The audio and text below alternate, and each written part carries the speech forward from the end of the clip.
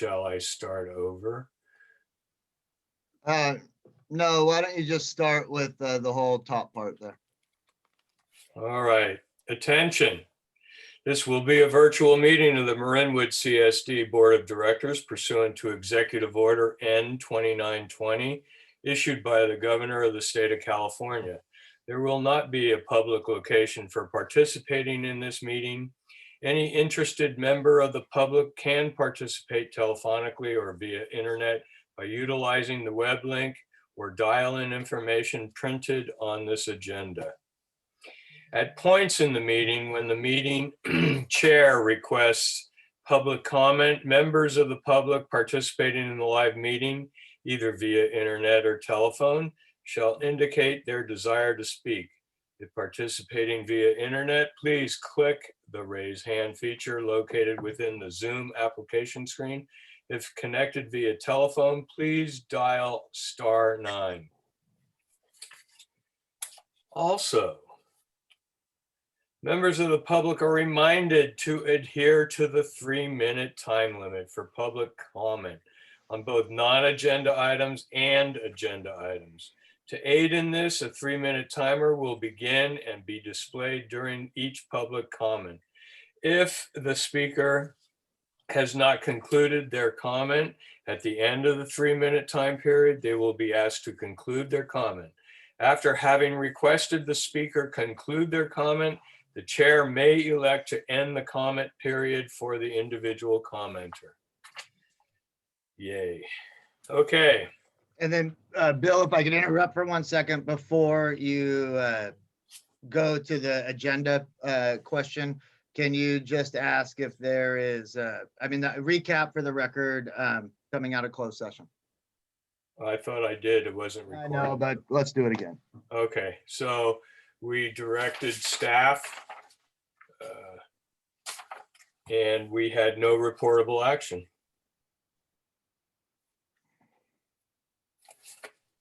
Is that good enough?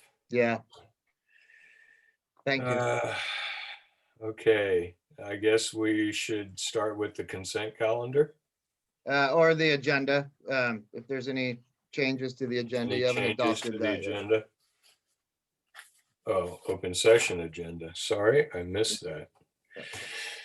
And then Chris, this would be where if you wanted to suggest moving up the fire department matters, this would be the time to do it.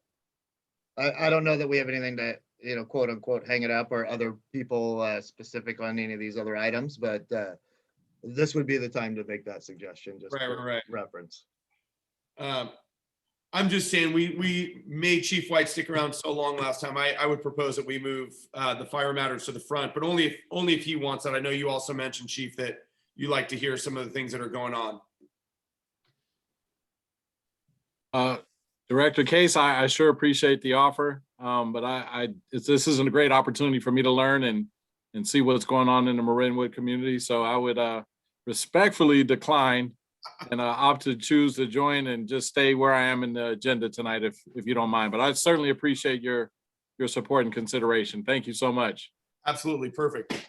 We'll try to move things along a little quicker this time. If there's no other, we'll adopt the agenda. The consent calendar. Any comments on the consent calendar?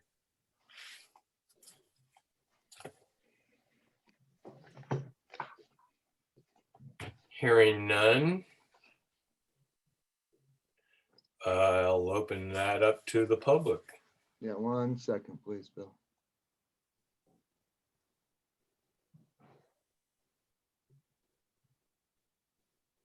Okay. Good evening, everybody. Stephen, welcome. Actually, if you notice on your agenda, Part B is public comment on closed session items. You didn't allow comment on the last few items, and I did want to make. We actually did, Stephen. You're interrupting. You're taking away from my time, so please add to my time. You're being very difficult as far as communication. I want to respect you, and I expect you to respect my time. Thank you. I will continue. the public comment on closed session items, you know, we get a lot of closed sessions and we don't get any information.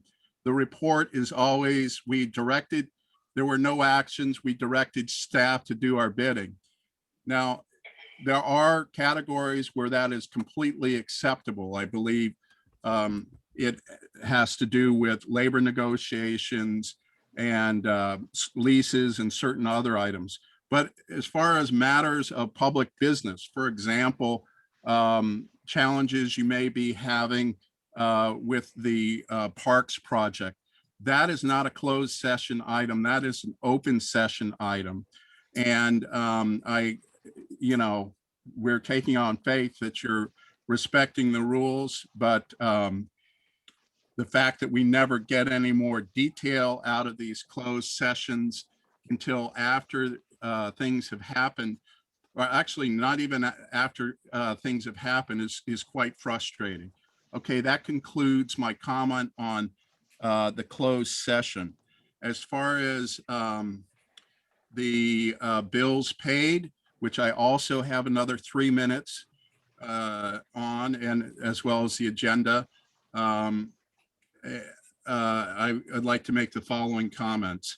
The bills paid, I'm very, very concerned about how fast and readily we're spending money in the district, and it seems like we have you've taken a credit card from the taxpayers and are really spending quite irresponsibly, and you will be sticking the public with the bill.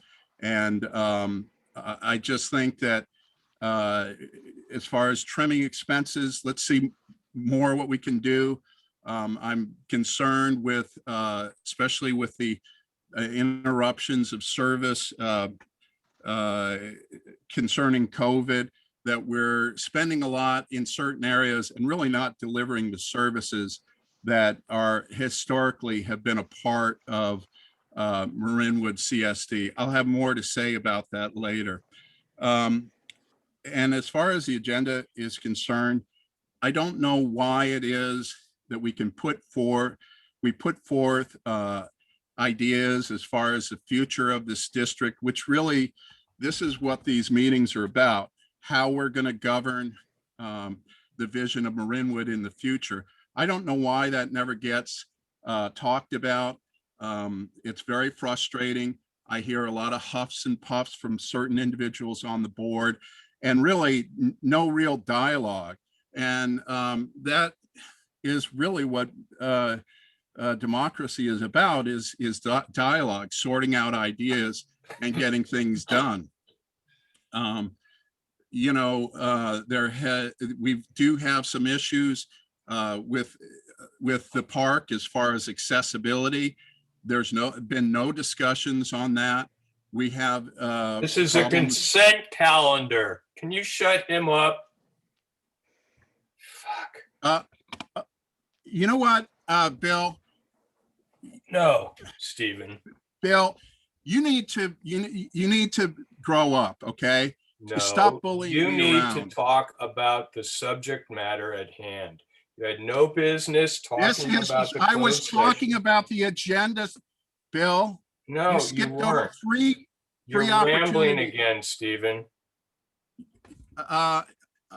Okay, Bill, I just put fingers in your ears when I talk then, because I assume 4 other people plus the staff would like to hear from the public and actually work on solutions, as opposed to We're just talking being a about bully. the consent calendar. I was talking about the agenda. You did not listen.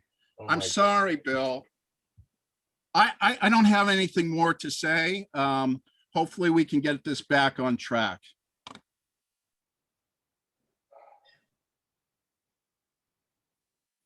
Is there anybody else, Eric? No, not on the consent calendar, but can I just make a point of clarification? Public comment on closed session items happens before the closed session. The meeting was opened to the public prior to closed session at 6:30 when the meeting was called to order. There was no members of the public present at that time. Therefore, there was no comment on public or on the public comment on closed session items. But technically, it was made available prior to the board going into closed session.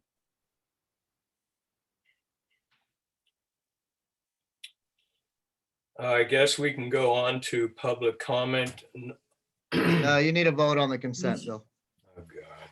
Can I make a motion to approve the consent calendar and for the draft minutes of the regular meeting on May 11th, the draft minutes of the special meeting on May 24th, and the bills paid?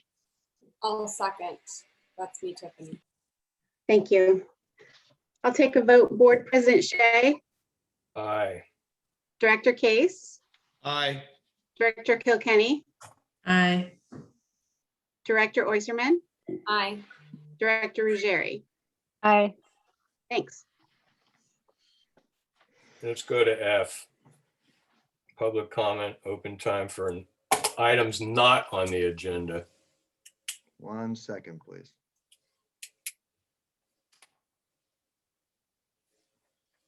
Stephen. Hey, I did have an opportunity to talk on the agenda. You simply ignored it. I would also like to point out to Eric that commenting before a meeting does not make sense. I was commenting on the report of the meeting that was given. I would also ask the board to really consider the lack of civility by President Bill Shea. It creates conflict where there doesn't need to be any conflict. And, quite frankly, it's irrelevant. We can all be adults here. We all should be adults here. Now, as far as my comment is concerned, I'm really concerned about the lack of accessibility. I did discover and sent a note to several of you regarding the accessibility or the lack of accessibility in our playground structures. It wasn't noted in the P&R Commission, but they're in violation and need to be upgraded. The access for the Quietwood walk path is still a problem. And if you doubt it, we'll put you in a wheelchair at the top of the entrance and we'll push you down. And when you dig yourself out of the bushes, you can get back in the wheelchair and wheel yourself back up. That's basically what you're asking someone of limited mobility. We all have a friend who lives on Miller Creek Avenue who had just is now going to be bound to a wheelchair probably for his remaining days. For him to access the park, he will need to go down most of Quietwood Drive to get to the flat section where he can enjoy nature. Let's just get this fixed properly, guys. It's not a big deal. It won't cost a lot of money. It's moral and it's the right thing to do. And possibly it's the legal thing to do as well. I'm not 100% certain, but we need accessibility for the mobility impaired in Marinwood Park, and those that is being completely ignored. And I gotta believe it's because of petty differences between some of us who are promoting accessibility and old members of the board. Let's stop it.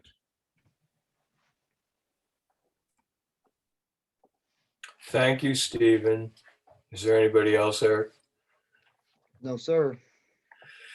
Okay, let's get on to district matters. We have a resolution 2021-05 approving a site lease and a lease agreement making certain determination relating thereto and authorizing certain others' actions in connection therewith. We're going to approve this. Any discussion? It was quite lengthy, by the way. It was quite lengthy. I can tell you that I have spoken with the attorney from the firm who sent it to me, representing the lender and the bank. It's a fairly complex lease. It is also a fairly standard format for this type of a entity. He did provide me a dozen other public agencies who have entered into a similar type of a format. He answered the couple questions that I had. It was also reviewed by our legal counsel, who was comfortable with it and didn't have any level of significant red flags, other than they too agreed that it seems like an awful lot of language for what is a fairly straightforward transaction, but given what the nature of the transaction was for, they didn't have any reason to suggest pulling it. Okay. And taking it back. So with that said, if there's any specific questions on it, I can certainly answer that. What I will say is it does represent the terms that were approved at the meeting the board conducted on May 24th. And it is consistent with those. So there is nothing different within this agreement. It's just the nature of how this financing works, but it's the same deal that at the end of, once it's paid off, financing goes away and this lease agreement then becomes null and void. Okay. Anybody? I'm looking for a motion. I motion to approve resolution number 2021-05, approving a site lease and a lease agreement, making certain determinations relating thereof, and authorizing certain other actions in connection with it. Second. Okay, any comments from the public? Yeah, Lisa, was that you on the second? Yep. Okay, just making sure we've got that right. Yes, 1 second, please. Okay, Stephen. One of the great lies in business is it's a standard agreement. Other people are doing it. I don't know. I was really quite surprised when I saw this. It seems to me that I guess what it's doing is providing them with an equitable interest in our property. I think that goes a little further than what this financing was originally intended to cover. It seems like we're potentially tying our hands for the benefit of the lender. And I'm just wondering why our balance sheet isn't strong enough on its own without resorting to giving up equity, an equitable interest in the park that belongs to all of us, belongs to the public. Eric said it was cleared with council. Okay, I mean, honestly, I do have a background in real estate, but I didn't go through it all. It was quite detailed and I don't know all the ins and outs of it. It does make me concerned looking at it. And the fact that you've spent so little time in analysis really makes me very nervous on this. So I guess you're going to vote for it. You know, you're going to probably spend all the money. You never considered lower cost alternatives to this project. And the community is going to pay very dearly for the lack of oversight on this project and inexperience of certain individuals. Just remember, we don't have to buy Ipe at $17 a board foot. We can buy cedar at $1.70. There's a lot of ways we can reduce cost, and I don't think any of them have been considered. All you've done is committed to a very, very expensive project. That's all I have to say. Thank you, Stephen. Shall we, Tiff? Can I make a statement or slash ask a question of Eric real quick? When we financed the community center, was a agreement, not the exact agreement in terms of wording and everything, but an agreement like this done in order to finance the community center.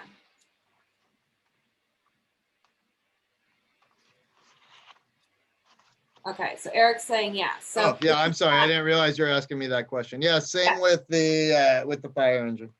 So this is something that the district has done quite a few times in order to help finance. And I just want to make a statement that the board is trying to be financially responsible in how they're doing this, and knowing that COVID is still an issue, we have directed the manager to take out a loan so that we have extra cash on hand. And this is why this agreement is occurring, is because we are trying to be financially responsible and taking care of the district and not being willy-nilly. So yes, let's go ahead and vote. Go Ready ahead. to vote? Ready to go. Awesome. Board President Shea, Aye. Director Case, Aye. Director Kilkenny. Aye. Thank you. Director Oysterman Aye. and Director Ruggieri. Aye. Thanks. On to resolution number 2021-06, determining the 2021-2022 appropriations limit on tax proceeds. Eric, I believe we do this every year. Yeah, I can lead into this a little bit. So this is required actually by the Secretary of Finance, Department of Finance. Every public agency has to do this. I believe Sandra Fells was actually just on their public agenda this week as well for their city council to approve, and you do this prior to the fiscal year. All of this data comes directly from the State Department of Finance. To be very clear, this is not an increase in taxes.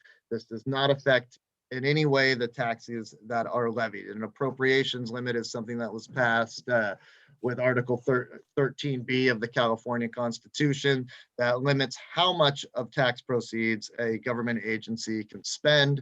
Those grow on two factors, one being population and one being per capita income, both numbers of which are provided directly by the Department of Finance from the state, and then are incorporated into the prior years, at which point you come up with what is your new appropriations limit, or more commonly referred to as a spending limit. Again, this does not represent an increase in tax levies to residents whatsoever. This is a law within the California Constitution that every government agency must do on an annual basis. Thank you. Any questions? Comments? Comments from the public? Yes, 1 second.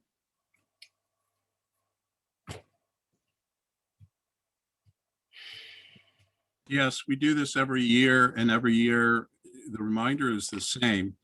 Basically, this is not how much we should be spending. It's the maximum we should be spending. And I think it would behoove the board to not look at this as, hey, this is what I have on my credit card, let's spend it all, but to build a buffer like some communities do that would help us weather the downturns. It's not a given that the real estate prices will always rise, and we do have to guard against those down years. Let's not be foolish about the way that we spend money.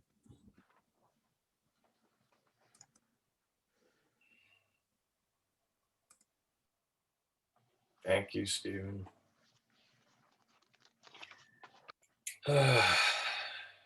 Tiff.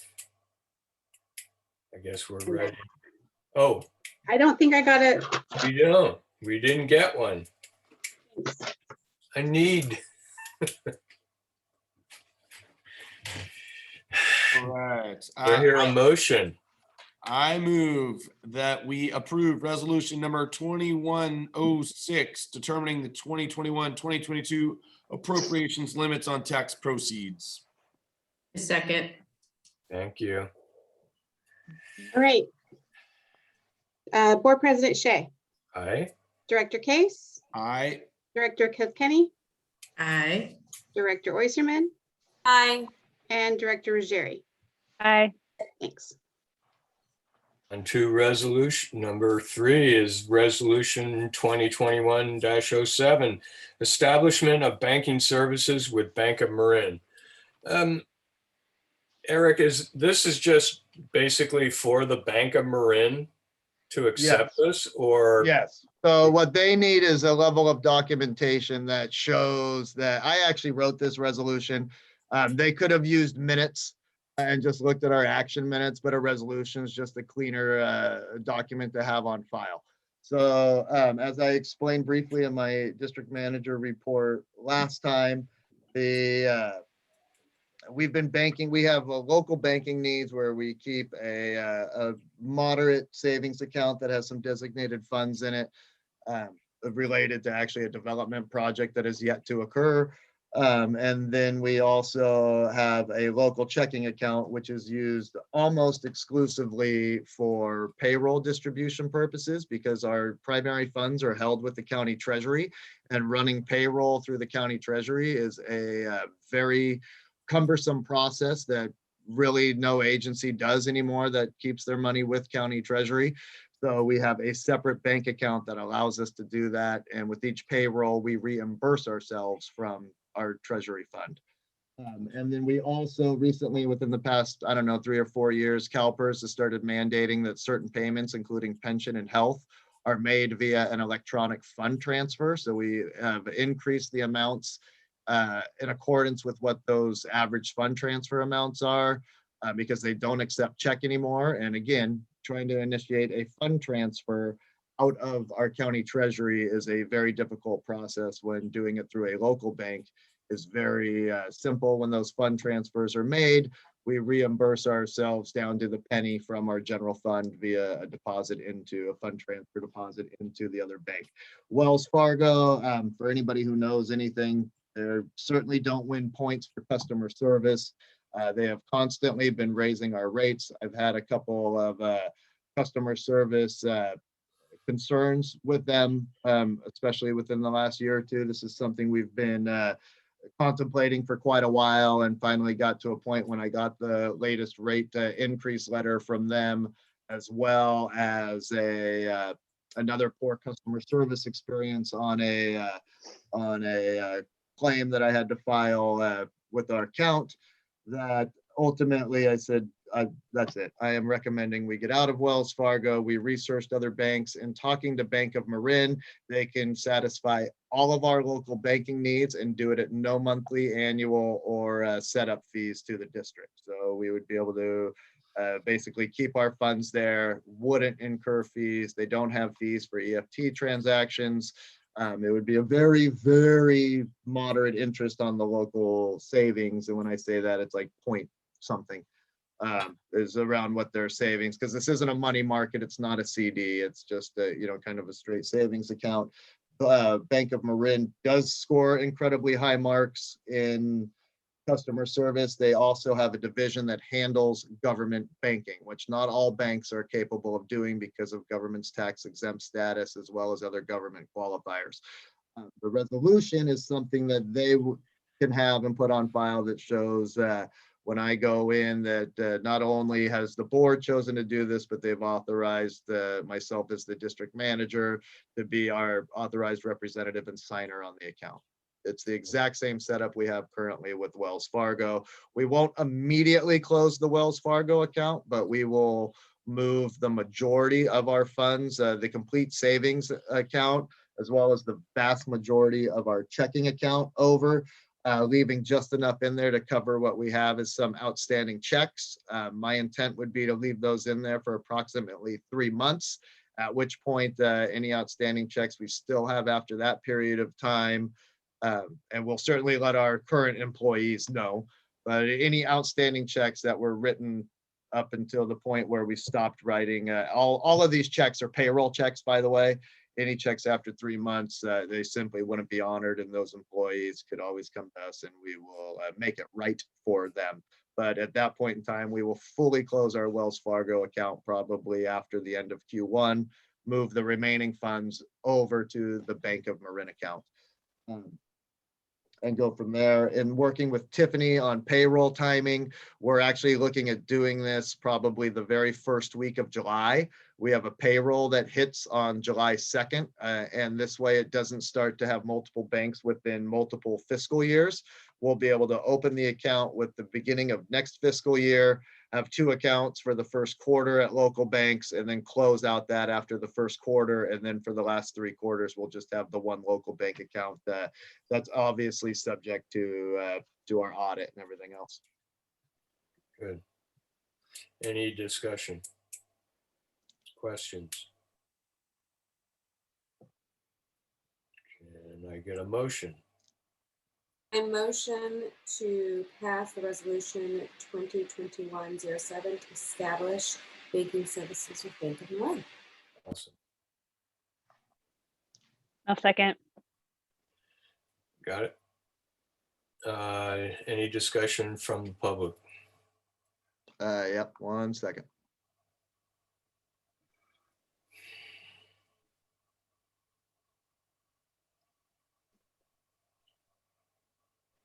Stephen. I guess I lifted my hand. I actually don't have anything to say except good job, Eric. It looks like you found a better provider. Thanks. Thank you. And with that, Tiff, I guess we could begin. Let's vote. Board President Shea, Aye. Director Case, Aye. Director Kilkenny, Aye. Director Oysterman, Aye. and Director Ruggieri. Aye. Thank you. Thank you. Number 4, we're looking for approval for the fiscal year 2021-2022 publicly available pay schedules of all positions. This again is something that the board has to do every single year prior to the upcoming fiscal year. This is what's known as your publicly available pay schedule. Once approved, it would go on to our website, just as the current one is currently on our website. This is not any level of, pushing through wage increases, although to be incredibly transparent, as was approved with the budget, it does include the 5% wage increase for the park maintenance position across the board, but that was already essentially approved by the board when it was included and disclosed as part of the annual budget approval. Any questions? Comments? Yeah, 1 second.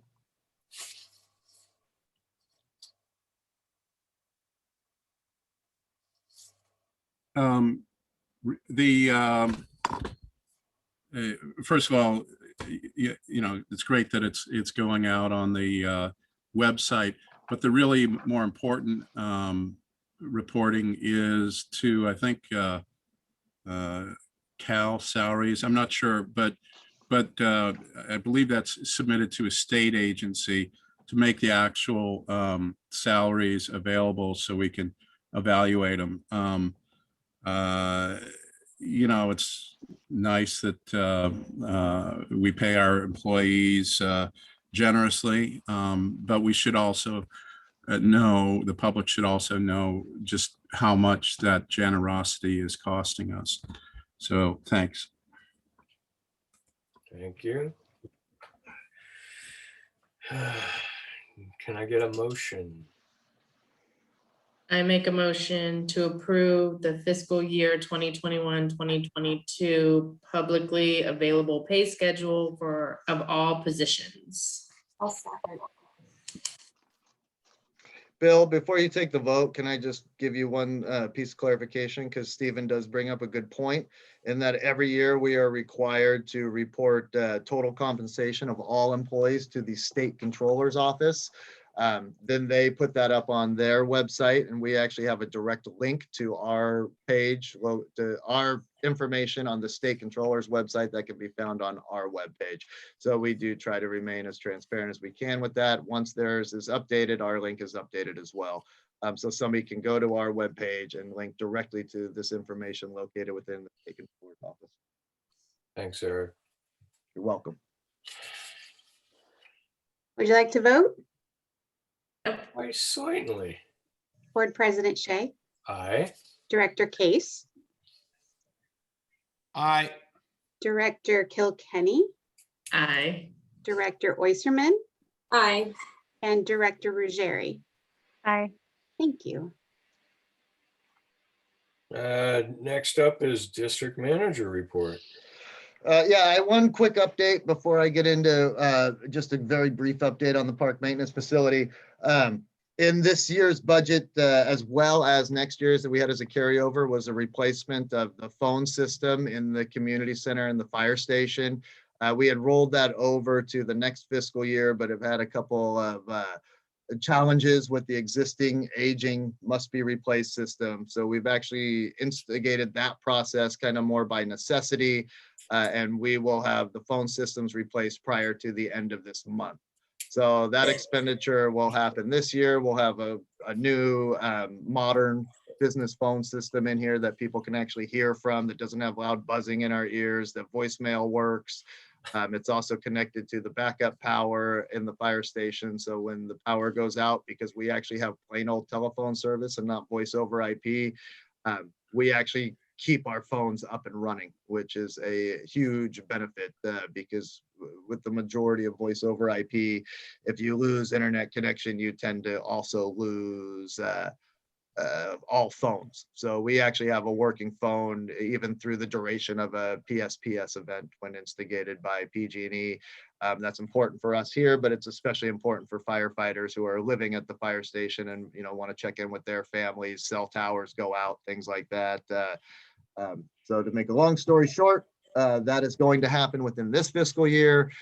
Even though it was approved as an item, a carryover item on next fiscal year, it should all be done and paid for by the end of this month. So it won't actually appear on next fiscal year's budget. Staff are very happy to actually get a phone system that's going to work the way it should. So I appreciate their patience with it. On June 30th is our anticipated date. We're getting notices out because we will be down phones for probably a half a day while they're disassembling and pulling apart the old system and installing the new system, and then installing all of the new phones, all the voicemail boxes, all the extensions and everything that go with it. So staff is aware, and we're giving plenty of notice to the families that'll have kids in our care especially. And ideally, we'll have them work on getting the main line established as quickly as possible that day, and then worry about every other extension so we can have a working landline phone in addition to cell phones that we have access to. In terms of the park maintenance facility, we are in contract. Work is progressing with Murray Building. They've been very good to work with. I'm very appreciative of their cooperation. Just today, we actually installed the security fencing. And I'm happy to state that during a face-to-face walkthrough with the owner of Murray Building last week, and looking at how that fence could go and what their needs were going to be from a safety and security standpoint, we were able to keep the entire length of the Panhandle Trail open. Obviously, it's diverted, but you can walk from Miller Creek Road to Las Colinas Road without hitting a dead end there at the very end. It's not a super wide trail, and right now, considering they just did the work today, there's still some smoothing out and things that need to happen. They've also begun by putting in the environmental protection pieces today, which is just the wattles and the silt fencing along the creek bank, basically for erosion concerns during construction to make sure that none of that goes down into the creek bank. So that work has progressed. I'm happy that we were able to keep that open. That was always a goal. I just didn't know if it was going to be practical and and realistic and safe to be able to do it. But the contractor has been very understanding of this and says, no, we can make it happen inside this, and kept that open. And we'll smooth out that path and put up some signage that makes sure the people know that you can get around and keep walking that way. And access to the horseshoe pits will remain open throughout the duration as well. So it's a disturbance, but we're trying to make it as little as possible through construction. And if everything goes right with construction, which it rarely does, but we actually are anticipating being able to finish this up, this entire project, hopefully by the end of November. Awesome. Awesome. Any questions? I'm sure all the gentlemen are so happy that the horseshoe pit will be open. Bill. They were quite pleased.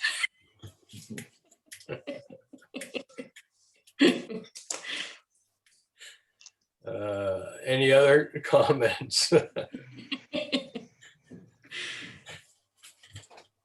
Okay, any comments from the public? Yes, 1 second. Stephen. Yes, thank you, Eric, for making that walk path possible. I think that's very important, and it's going to make this construction period a lot more palatable for the people that use and love the park. I would ask that you put a sign at the beginning of that path and at the end of the path, please, to walk your bicycles, because that is a very narrow path. It's a blind path. Hopefully what improvements the contractors will make, maybe you could ask the contractors and say, look, we have people that use wheelchairs and walkers and all sorts of things. We really need to make sure that this is going to be a safe path. Also, the visibility is not going to be great in that area. I'm a little concerned about that. So, and then of course, you're going to be addressing the erosion. That's good. So the bottom line ask is walk your bikes in this area, improve the path to the point where you can actually push a wheelchair through that area. That may involve adding some gravel. I don't know. And then just also, if we can improve the visibility somehow, I don't know, by having holes in the fabric or something where people aren't going to just come around the corner and collide into one another, I think that would also improve it.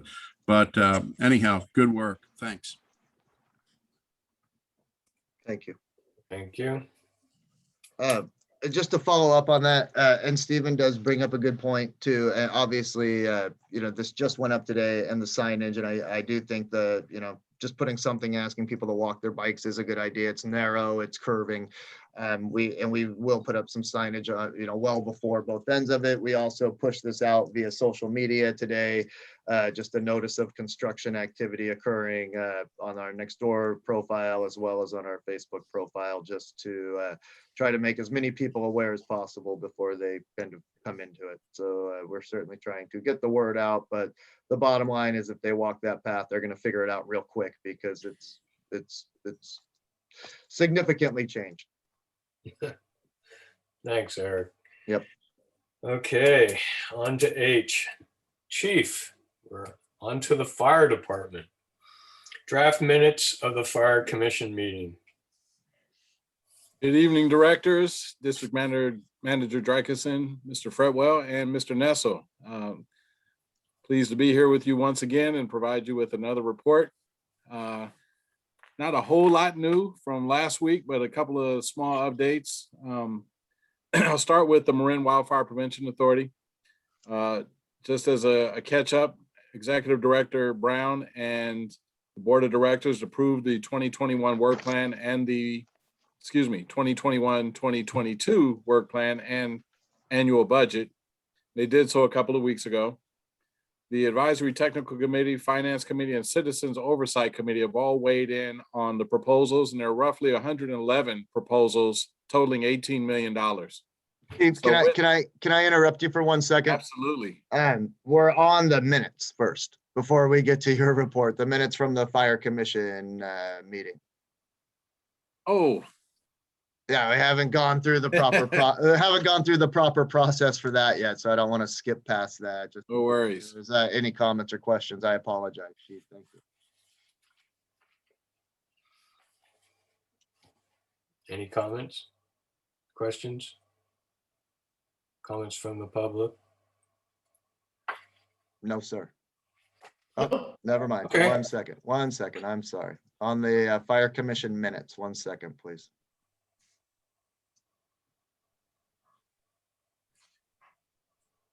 Yeah, the minutes are obscure as usual. I don't know why it's acceptable to any board members not to know what's going on specifically within these meetings.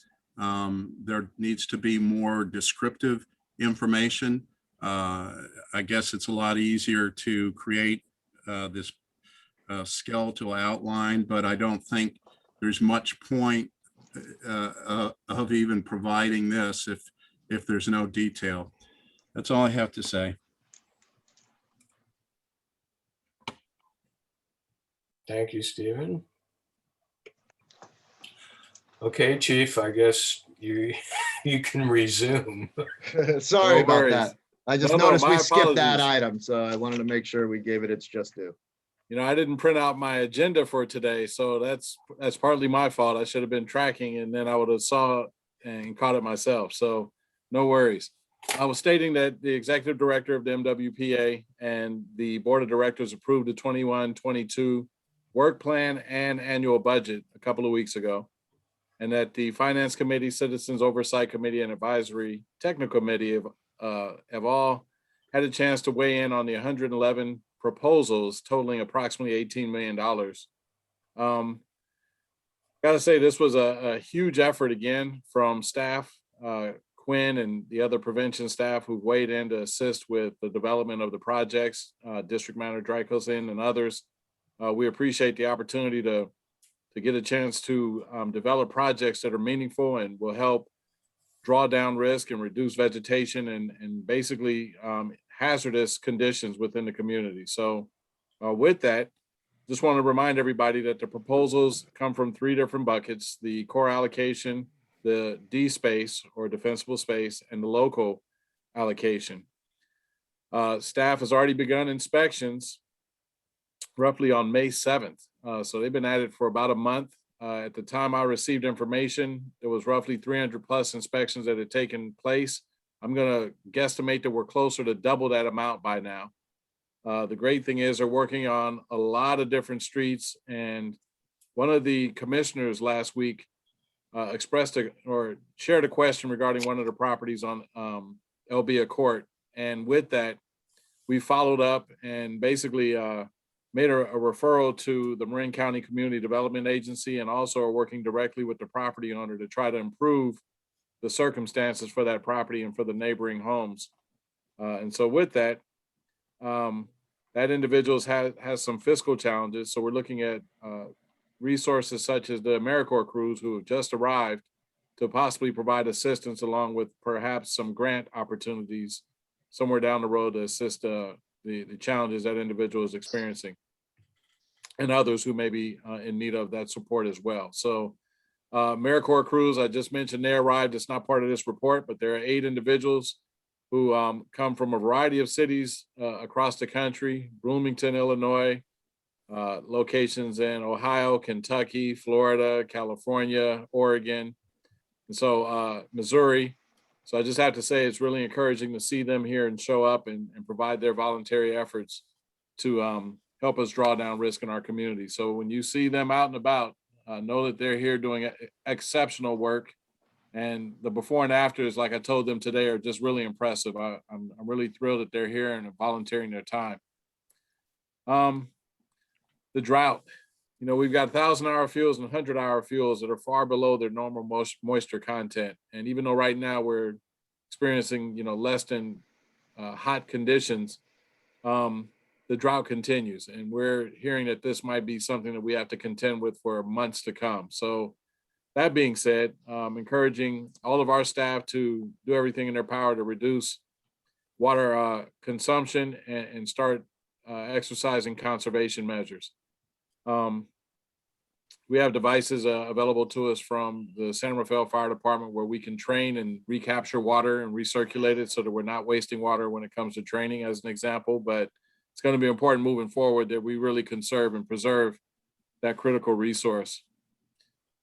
PG&E on May 21st held a wildfire safety working session with stakeholders and outlined a variety of the things that they've been involved with during the course of 2020 and also into 2021 that they believe will actually substantially reduce the risk of wildfire in a variety of communities based on their lessons learned and also a new wildfire risk modeling system that they've got in place. And so I've got to admit that, I was not really impressed with PG&E early on when they first started the PSPS, but I've seen a substantial and steady effort towards trying to reduce the effects of PSPS.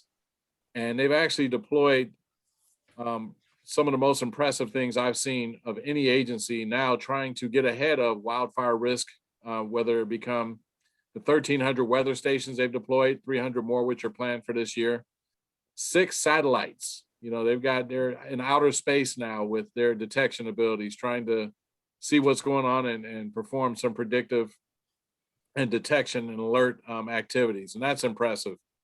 They've added 135 additional wildfire cameras in 2021. And then one specifically is going to be on San Rafael Hill. Jim Wickham and I went out about 3 weeks ago to walk the site and see what direction it was going to be able to point in. And the negotiations with Verizon on trying to ensure that they had the approval to use their cell tower to place the camera in. So I think that's going to be key.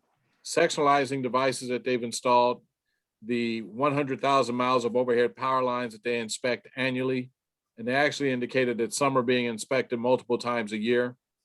I'll be more impressed when I hear about the thousands of miles they've replaced worth of overhead lines, but at least they're inspecting them right now.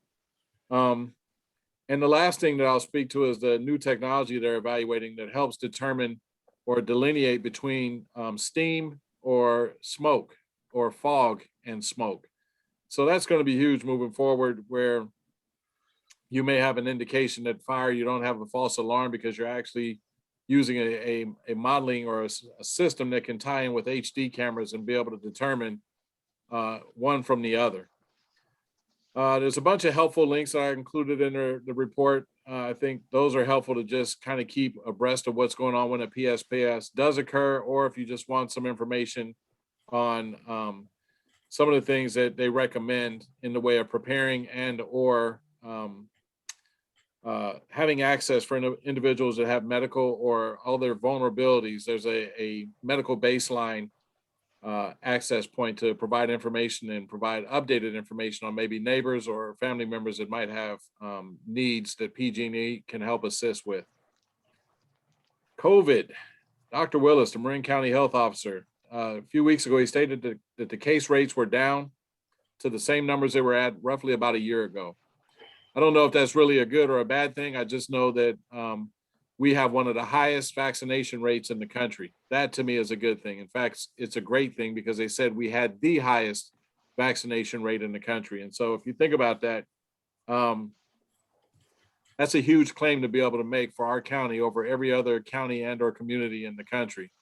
I'm going to assume that may actually expand beyond our borders, but I'm not going to get overly exuberant on that. But I've got a feeling that may actually be the case. And so that being said, at the time of this report, a couple of weeks ago when I wrote this, it said about 60% of the population is now considered fully immune to COVID-19.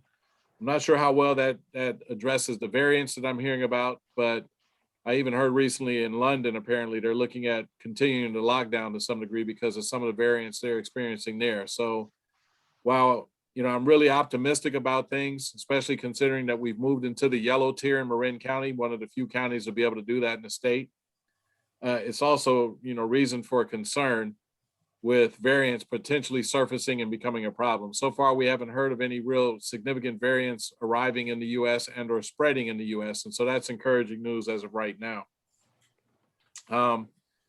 Mass vaccination sites and existing partnerships and relationships continue to be a factor in helping to vaccinate as many individuals as we can right now. At the time of this report, 8,000 out of 14,000 teens had been vaccinated, and children between the ages of 12 and 15.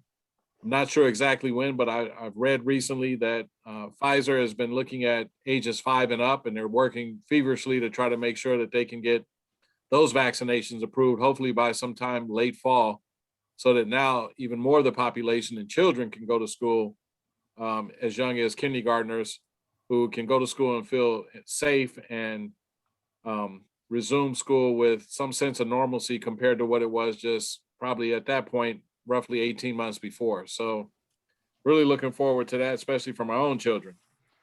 Currently though, you can administer Pfizer vaccine to youth aged 12 to 15, provided they have a parent with them to help confirm that they're eligible for the vaccine. And with that, those numbers continue to climb.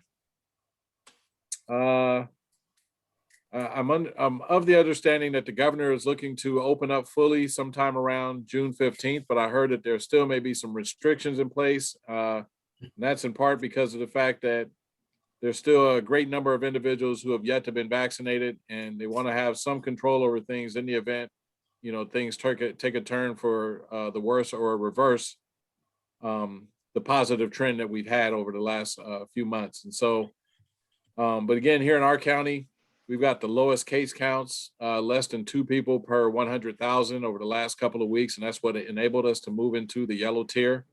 And we are going to continue within the county to provide vaccinations at a variety of locations. Some of them will be kind of like pop-up or targeted vaccination locations, but the large locations such as the Marin Civic Center, those have all closed down. There is additional data available regarding Visit Get Vaccinated Marin if you want to see vaccine distribution information and sites across the country. Last but not least, we had a special event on Sunday. Director Kilkenny was in attendance, as was a council member from San Rafael and staff from the Marin County Medical Reserve Corps. The Engine 58 crew were there, and others who actually participated in a CPR, hands-only CPR training and Stop the Bleed. Very good turnout. I'm going to have a photo and other information I'll share in next month's report regarding that event. It was a beautiful morning. A lot of inspired and motivated individuals got right down there on their hands and knees and started doing hands-only CPR, and had a chance to listen to the Bee Gees and some other good music while they were learning how to do hands-only CPR at the right pace. And with that, there was a second session at 11. I had to leave, so I was not able to attend the second session, but I'm hearing that there was a pretty good turnout for that session as well. So hats off. I'm sorry. There was. Okay, that's great. So my hats go off to the Marinwood neighbors, the nurses, the Marin County EMS agency, and the Marin Health Medical Center trauma program staff, and the volunteers who were there to really turn out to make that a positive experience for those who were there. And we told Carrie that, we certainly think there'd be room for more of these, given the community's appetite for it. So we look forward to some more future events such as this. And I'm actually going to try to migrate these towards San Rafael as well. So I think it was a successful event. If Councilmember or Director Kilkenny, if you'd like to add something, that'd be great.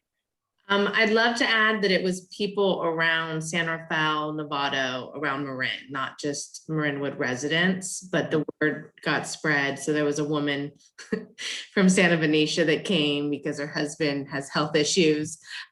So there's a lot of people around who came and are now asking for one in Corte Madera or Larkspur. So it was really good. And the woman who started is actually my next door neighbor, so I didn't have a choice to be there. So good job, Molly Wagner. Thank you. Thank you. Was that the same woman I was speaking with that? The one in the scrubs, yeah. Yes. No, not Molly, the individual. Oh, with yeah, the yeah, husband yeah. With the helmet. I see. Yes. Okay. I didn't realize she came from another city. I thought she was in Marinwood. Okay. No, she's Santa Venetia. Yes. Oh, it looks like Savon, yes. Jen? Can you're muted. I had a quick question. Well, I had my hand up and there's Yeah. some kids running around, so I'm on mute. My stepfather may have taken my kids to 2 different ice cream shops today. Just saying. Oh, nice. Um, quick question about the cleanup. So I saw them working on Las Colinas and they did an amazing job. And they pulled out all of that tinder. Who goes through after they do the pullout and does the cleanup? This Well, area was a Mount Marin area, so it's not a Marinwood. But I'm just wondering, do they have a person to contact in various areas? Because they cleaned it out, it looked amazing, but then you could see all the old beer bottles and beer cans that people have apparently been throwing underneath those tinder. I'm for all gonna these years. guess that it may be Marin County that I need to reach out to figure out if they're actually responsible for having someone come in and do debris removal. Yeah. Yeah, I couldn't see our staff leaving something there unless it was. No, they didn't. just- They cleaned up everything that they cut, Mhm. but I think that they had like green waste, and I'm talking about like trash that teenagers throw underneath bushes to hide the evidence of them drinking. Yeah, that's a great question. You know, I haven't heard of this issue in the past, so I'll certainly circle back to staff tomorrow and find out what they can share with me, and I'll send you an Okay. email. All right, I haven't it's in the checked Mount out Marin Las area? Colinas in a couple of days, but I'll check and then I'll ping you if it's picked up. If not, then I just won't say anything. Okay, no worries.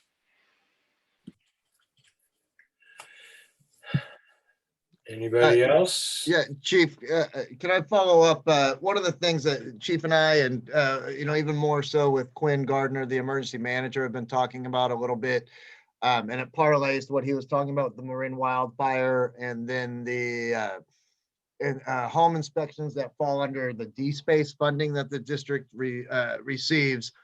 We tried to time that out well with the chipper days. Obviously, this chipper day was a little tough because it was a day immediately following a holiday weekend, so they didn't get huge participation. They did reach out to see if we had any other things, since they would be out here anyway as a district to have them do. Unfortunately, we just did a big haul of some debris literally a day or two before they let us know that there's still some availability, even though we try to push that out. But on the D space, the one thing that he was talking about, as we're going through this and we're going through a full year of this, and I think we'll have a better understanding of what our plans now are actually going to wind up costing. I think it's safe to say that we'll have additional D space funds available, defensible space funds available. And one of the things we've been talking about is, potentially looking at some sort of a grant opportunity that we could also present to low income or senior residents or people who for whatever reason have challenges following the recommendations, even though they might have all of the intention and want to follow the recommendations by the residential home inspectors. They don't have means by which to even remove the stuff, even if we can get it chipped away and hauled for free for them. So one of the things we've been talking about, and a lot of the other MWPA agencies are instituting, is like some level of a grant program or a qualifying program where, people who meet, certain income thresholds or whatever thresholds we might be able to come up with, we would have, say, $10,000 available per year specifically. I'm just using a round number, specifically from the defensible space funds to help residents who aren't capable otherwise of just having the vegetation removed, that we could do maybe some level of a matching grant or something. So that's something the chief and Quinn and I are certainly going to talk more about and probably take back to the commission level to refine a little bit and potentially bring something to the board, because ultimately if we started doing that, it would come for a final board approval at some point. But I think as we start to understand what our current plans are going to, truly cost us in the end, we'll have a better scope of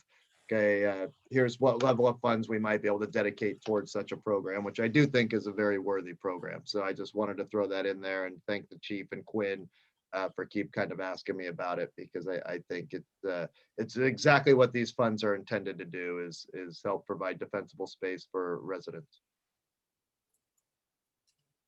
Awesome. Any more comments? Comments from the public? Yes, 1 second.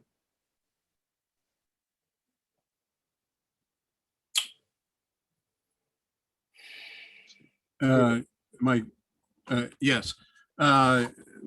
Great report again, Chief. You might not be aware of this, but every year we have a pancake breakfast on 4th of July. You didn't mention it, so I assume it's not happening. And so that's just one. Actually, I'd like you to respond to that. What was decided on the pancake breakfast? Yeah, we've decided that still, given the pandemic and given the timing and the lack of ability to prepare for something on that scale, that we're probably going to look to push it to 2022. All right. So the other thing I wanted to say is, you do good work and you present well and you present the department well. And I sure wish that the fire commissioners weren't so camera shy, that we could actually have those publicized on YouTube for the public to see. I don't see that it really benefits anyone for you guys to operate behind closed doors when the support for your department could be greater. And I would hope that you would advocate for that with the board. That's all I have to say. Good work. Continue. Thanks. Thank you. Thank you. Any other comments, Eric? Have we got anybody else out there? No, sir. Okay. Thank you, Chief. Really appreciate it. The date of the next Fire Commission meeting is August 3rd. On to Park and Recreation. Draft minutes of the Park and Recreation Commission meeting. Review. Any questions? Comments? I've got a question on item number 5, play structures replacement projects. It says commission discussed project. Can I get a little more detailed than that? Yeah, well, that was why I put in a couple extra sentences there too. On the Commissioner Fine presented a draft community survey that we're putting together that'll be launched out to the public to get some basic feedback on the project in general. And Commissioner Shawson presented some initial findings on some playground structure replacement options. It was actually a very good conversation. Lisa was also in attendance of that meeting. Just as a point of reminder, both commissions do have board liaisons who are very committed and do attend every commission meeting. So the board is represented at every commission meeting and is aware of what is happening there. So I just to put that out there. And then Commissioner Shawson had done a lot of work kind of speaking with multiple playground companies who kind of threw a lot of options, or even one that kind of sketched together some potential designs of some of the more popular options. Luke put in a lot of work ahead of time and kind of measured off the sites within our fenced in playground area intended for the play structure equipment. And then one of the other kind of key takeaways was not only thinking about just the equipment, but how well the equipment does kind of blend in with what is a very unique playground park setting with all of the oak trees and the creek bank right there and a very kind of woodsy feeling, as opposed to some of the stuff that we were looking at seemed a little bit more urban park in nature, or parks kind of, in the middle of a wide open park as opposed to enclosed. So that's certainly some of the things that we are looking at. We all left with a little bit of homework to bring to the next commission. In terms of, kind of keeping this project pushing and moving along. We'll hopefully be able to finalize this survey soon enough and get that out to the public, not only to get their opinions on things, but also to drive interest and excitement for the project as well. Because I do think that there's going to be a lot of excitement about this as the word continues to get out there. We still have, quite a long timeline on this, but it's moving good. The commission is very excited about it. We talked about it for quite a while. They had a lot of good thoughts about it. I don't know if Director Ruggieri has anything else she'd like to add. You covered it. Thank you, Eric, quite well. I think that there were a lot of incredible ideas that were brought to that meeting. And it was exciting to see the different options that we could consider. So I think we are definitely headed in the right direction. And I was also very pleased to see that we do have a survey that's going to be going out, detailed a couple of different ways that it'll be getting out into the community, as well as some signs that we'll be posting that will kind of direct people to the survey. So that the input of the community can also be considered. So yes, I was definitely pleased with what I saw, and I'm excited for what's to come there. Cool. Is it possible, just because I think I agree with you guys, I think this is going to be like one of the big things. Is it possible to I don't know what you guys were looking at, and I can't make those meetings. Is it possible to get links to some of the stuff that you guys were looking at, or as they move forward, to link things in, just so that we have a better sense of such an important project in the neighborhood? Yeah, I definitely think that's possible. I would be a little, I think that this wasn't necessarily things that we were necessarily looking at. It just gave us some ideas within our budget and within our space. And it actually helped refine a little bit more of a broader vision of that area that said, again, a lot of these were kind of those big, loud, bright color things, and there are some talks about different types of elements that go into your typical play structures and playgrounds.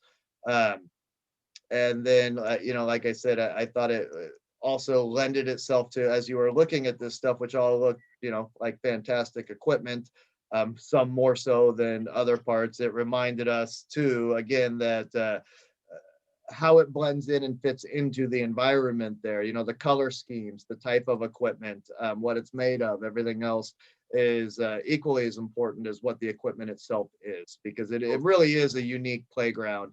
And we don't by any stretch want to lose that character and that feeling and just kind of turn it into a more urban looking playground, because it's really not. And I think it's what's unique. And this is an opportunity that we're not going to have again for several years. So let's make sure we get something that everybody feels good about, looks good.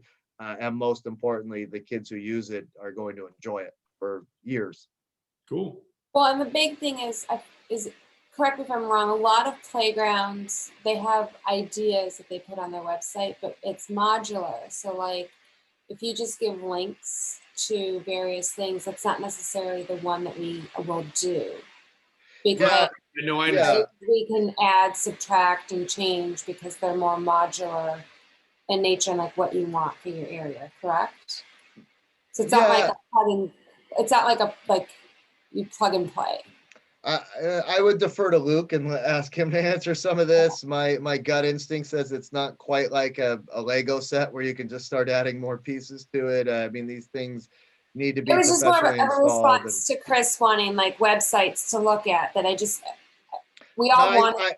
But I think as we start to refine and figure out exactly what the procurement process is going to look like, we're certainly going to make all of that very public, very open. Right. Want as much community involvement as possible. The commission's, again, very excited about this. And as it hikes up the ladder, eventually towards the board on some of the approvals that the board's going to have to make. Obviously, where outreach and input is a key critical factor, and you can't get that unless you can start giving people some ideas. And so now we're just trying to refine. This was really our first real scoping session on what's possible. Luke, anything else there? No, I'm just the only thing I would add is that in going through the measurements of the playground and looking at the size of the structures that we do have, it became clear to me that we actually have a play structure or a couple different play structures that are really maximizing the space that we have in an efficient manner. And we are limited by the perimeter that we have and the fence and the creek, and the sort of playground setting that we have has determined like what goes there. And so without remodeling the entire playground from the ground up, there are some limitations on what we can change out there. And the structure that we do have, I think has become is a decent model for moving forward. And so it actually is a good use of the space. And so whatever we end up doing is going to have to fit in. And there's a lot of different regulations on how far different height equipment can be from the fence and from other structures. And so I think that there are some limitations in place, and I think we did discuss that a little bit at the meeting. That was helpful. But moving forward, it's not sky's the limit, and we just want to make sure that we temper expectations moving forward. We're not remodeling the entire playground. It's more looking at how we can replace the existing structures with something that will provide a similar experience for the kids, but be something that's more modern and that we can do better maintenance on and keep up for years to come. So hopefully I think that came across in the meeting, and that's something that we just want to keep in the mindset moving forward. Cool. Is the goal still to have two separate ones and to utilize that and maximize two separate ones, or have one big, I don't know. I don't think we didn't really get down to specifics of exactly what the end result was going to be at this point. Where that's I think still off in the future, but I mean there's definitely some flexibility there. Thanks. Yeah, and what I would say is the goal is to maximize the space and the funding available for the project too. And given what the funding is and what our match is, figuring out if we want to go above and beyond that, what does that mean? Or is there other avenues we want to try to pursue additional funding for it?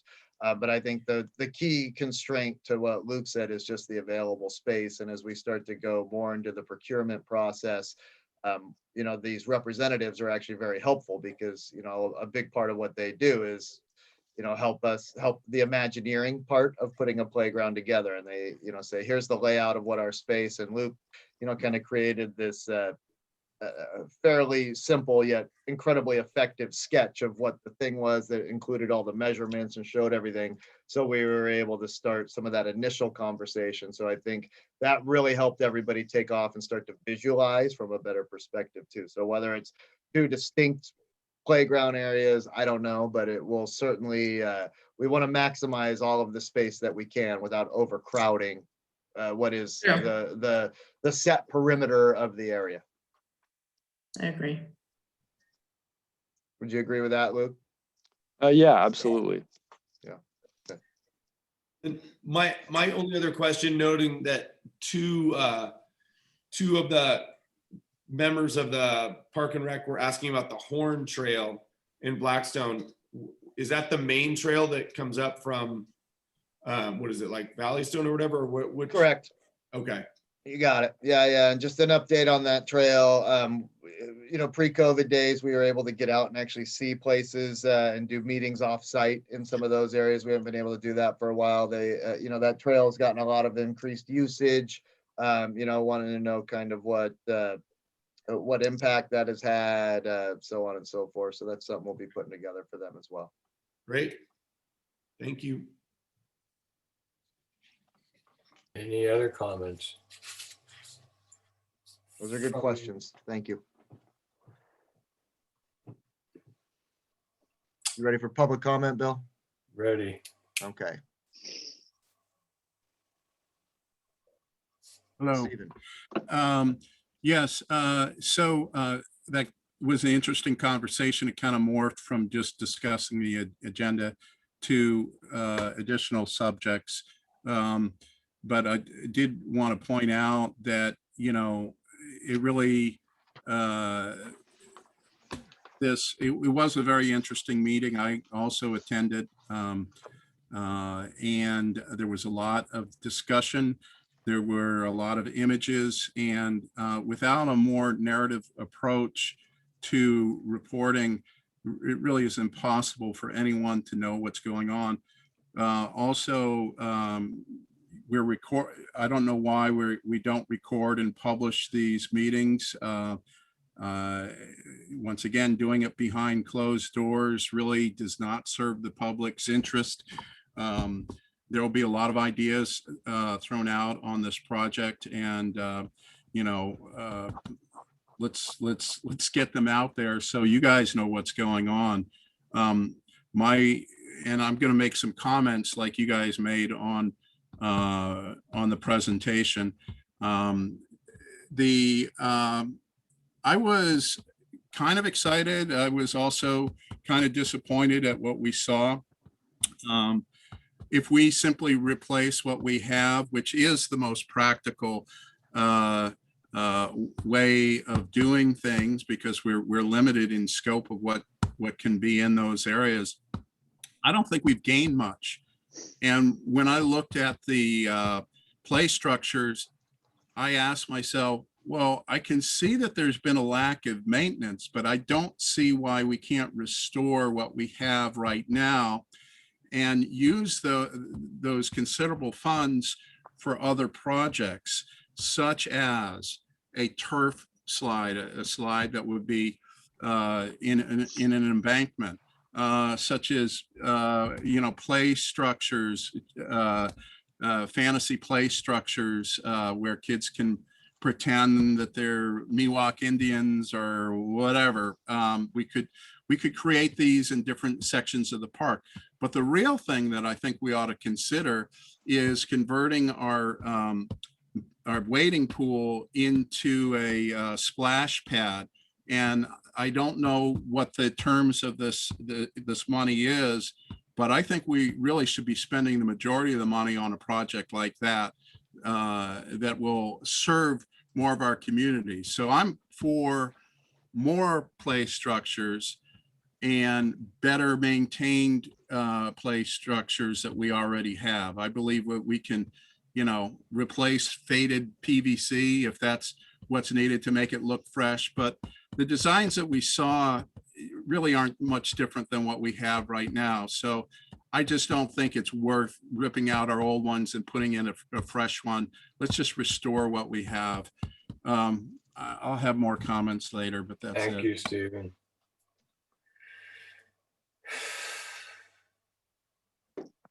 If that's all there is, shall we move on to the Park and Rec activity report?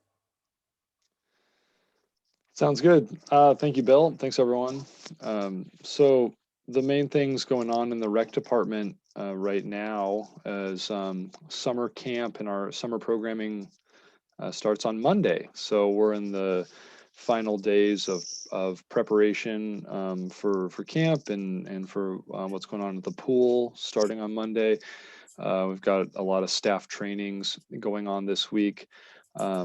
As you all know, safety is our #1 priority with our rec programs. And so we take our staff trainings very seriously to make sure that all of our crew that comes in this summer knows what the expectations are and know what the protocols are for any given emergency in any given scenario, and how to act appropriately while they're working here.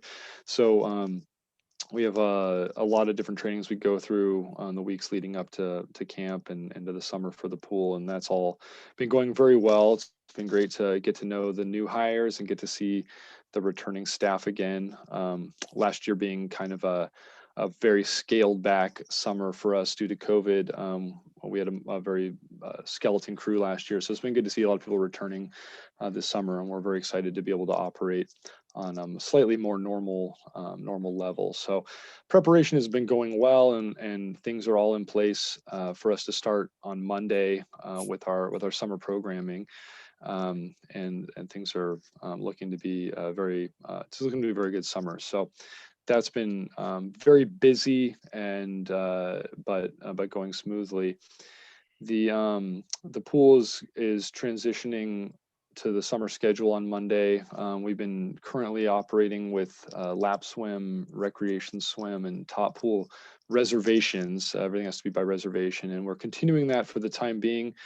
into July, but hoping that after we hear what revised guidance might come through this upcoming Tuesday, we're leaving ourselves open to be able to transition some of our programs to a more standard like drop-in status, especially for recreation swim on the weekend. So we're waiting to hear about that so we can, and we're ready to pivot if we're able to do that.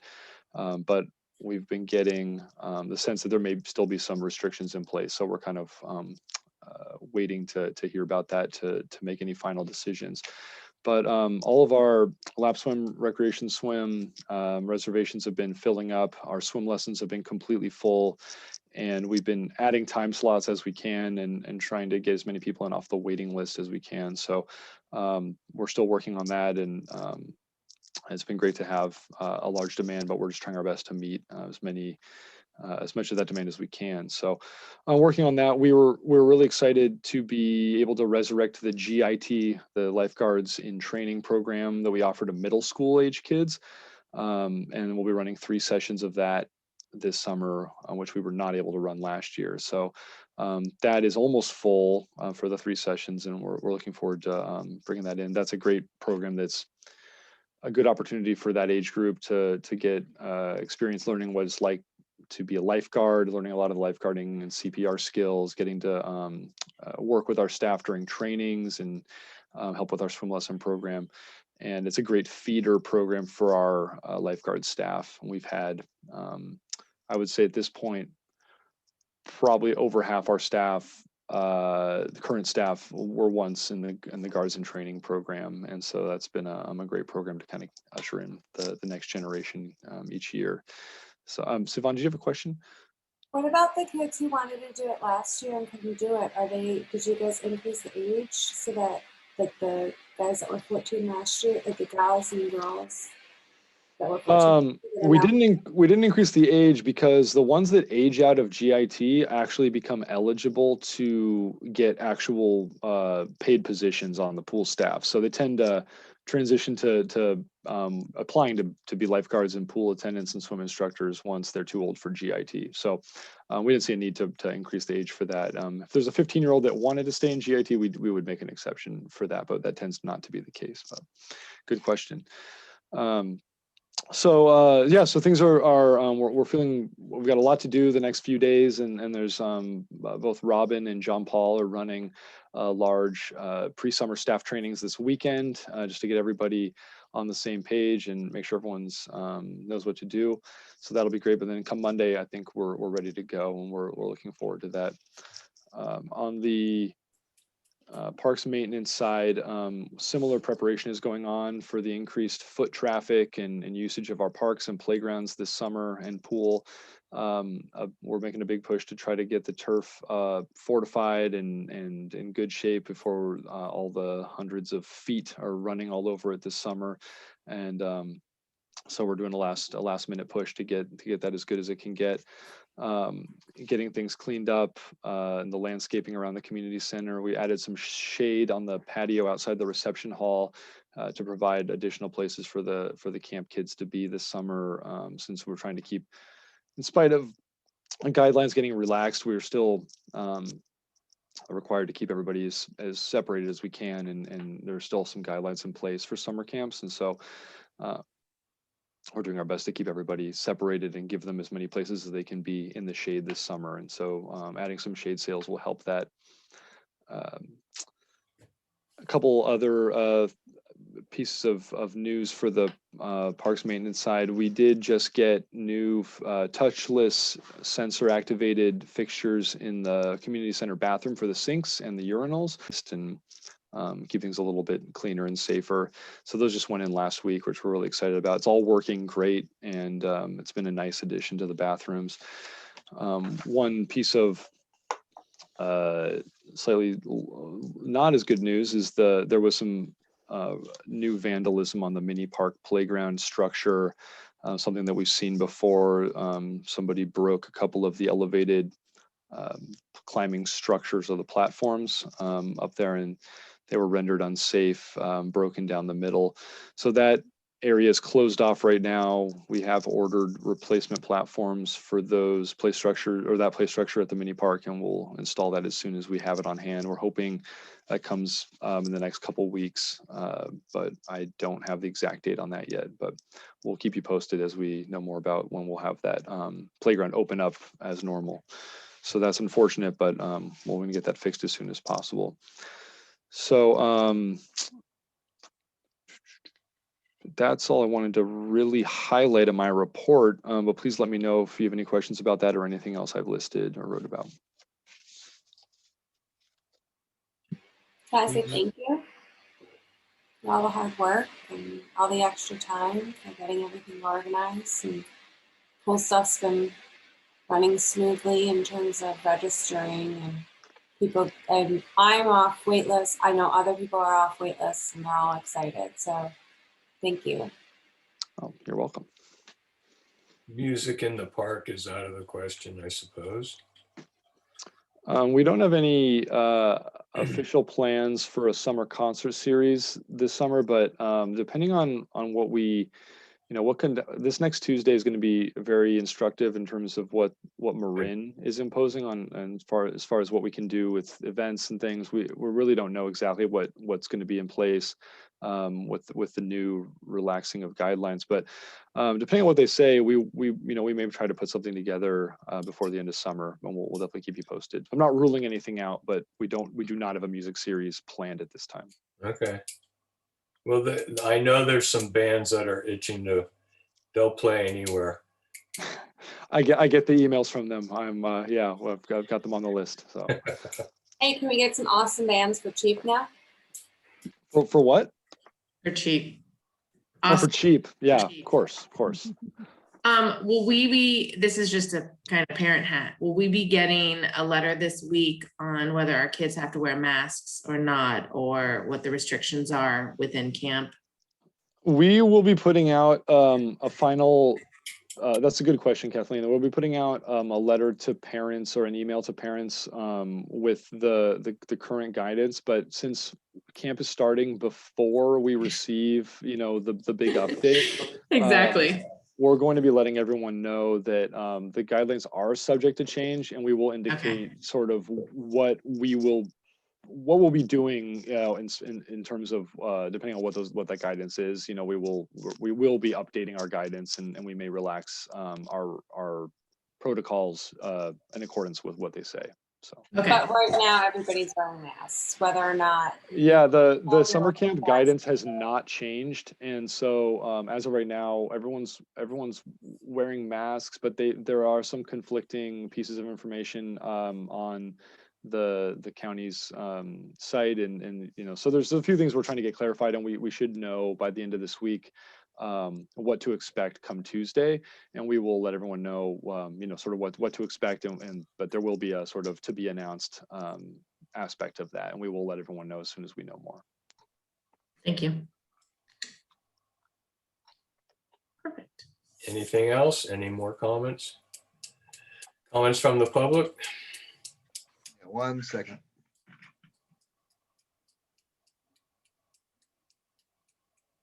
Stephen. Yes. So I want to go back to the play structures. First of all, as far as the ideas for the play structures, I do have a what I think is a pretty good idea to solicit comments from the public. I think you should open up a Pinterest page. I don't know if you all know what that is, but basically it's a database of ideas, and the community can post ideas, the cool play structures that they see that they'd like to see in Marinwood, and it'd be a good way of communication with everybody, including each one of you. As far as the damage to our mini park, this seems to happen every couple of years, and it happens in the same location on those platforms where they get broken. And it seems to me what the real issue is there's an engineering flaw, and there's no way that kids even a bunch of older kids jumping up and down should be able to break these platforms.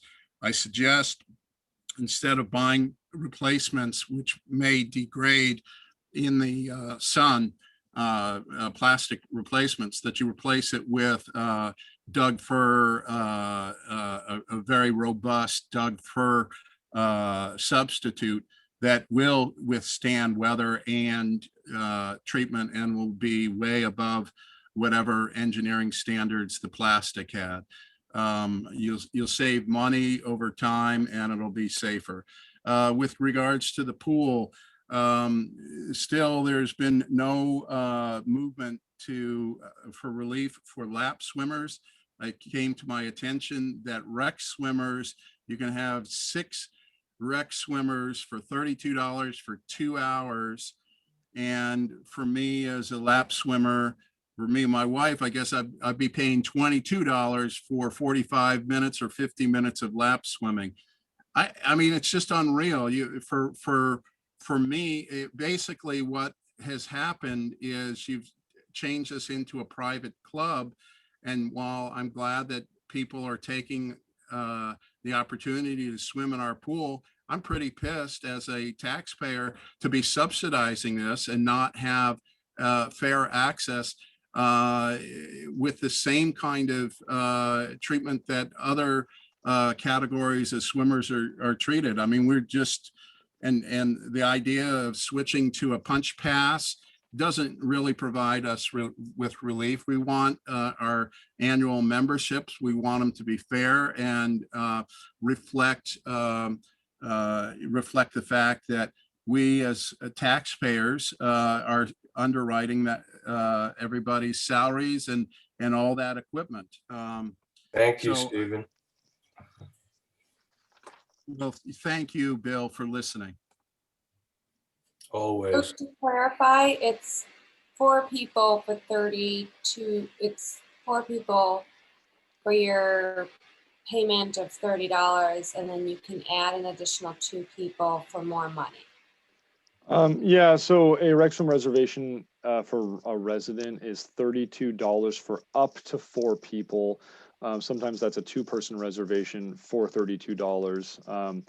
It's the minimum is $32, and they have up to 4. You can bring up to 6 on the day of, and those additional 1 or 2 people have to pay an additional $8 each. So, And there's nothing preventing people from lap swimming for those 2 hours if they would like to lap swim in that lane that there is there. the lanes are not set up. There's one lane, right? That we do, Um, that you guys do swim tests and stuff. Can that be used for somebody who wants to swim? Right. No, we typically do not have an opportunity to do full lap swim during the recreation hours. I'm just saying, like, okay. I mean, like, people are welcome to swim back and forth if they want during that time, but it's not set up in the controlled environment that lap swim is during a rec swim hours. Okay. But there is a possibility of going for 2 hours for $30. For $32 up, yeah, to anywhere up to 4 people can swim for 2 hours. That's correct. Any other comments? Then I would say the date of the next Park and Recreation Commission meeting is June 22nd.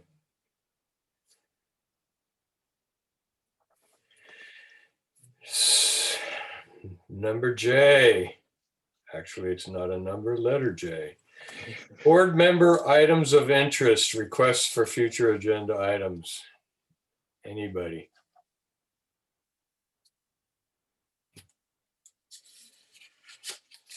Eric, do we go out? Yep, 1 second.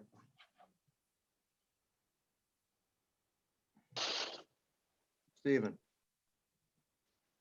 You know, once again, I brought up the points of accessibility and fairness to the full range of our community members. And, you know, I reach with, you respond with silence. I don't know what it's going to take for the board to take their accessibility responsibilities seriously. It may take a lawsuit, I'm afraid. I was really kind of appalled finding that our play structures are not considered accessible, and that should be one of the first things that we're talking about. I also talked about the path. I also talked about the slope entrance to the park. I talked about actually a lot of lap swimmers are lap swimmers because of accessibility needs. Let's get serious in future meetings about accessibility in Marinwood Park and make that part of our core responsibilities, which it is by law. You know, one of these days, age and infirmity gets us all. You may be the person in a wheelchair with an unexpected illness, and your mobility may be severely limited. So you're not just doing this for other people, you're doing it for yourself. You're doing it for your neighbor, you're doing it for your mom and your dad, and you're doing it for future generations to come. So I ask you the very next meeting to address these issues. I particularly ask that the entrance, the Quiet Wood Path entrance, get a ramp into it. It's not hard to do. It's basically a retaining wall and some dirt. And that's really all I guess I have to say. I think in the future, I'd love to discuss this either in person or offline, but I am accessible and I don't meander when I actually have a conversation. Thank you. Thank you, Stephen. The date of the next regular board meeting is going to be July 13th. Then I'm on to K. Do I hear a motion to adjourn? I move to adjourn. A second. Second, I have a second and a third. Okay. Board President Shea, Aye. Director Case, Aye. Director Kilkenny, Aye. Director Oyserman, Aye. and Director Ruggieri. aye. Thanks. Thank you all. Have a great Thank night. you. Thank Good you. evening. Thanks, everybody. Have a nice Bye. evening. Good You night. too.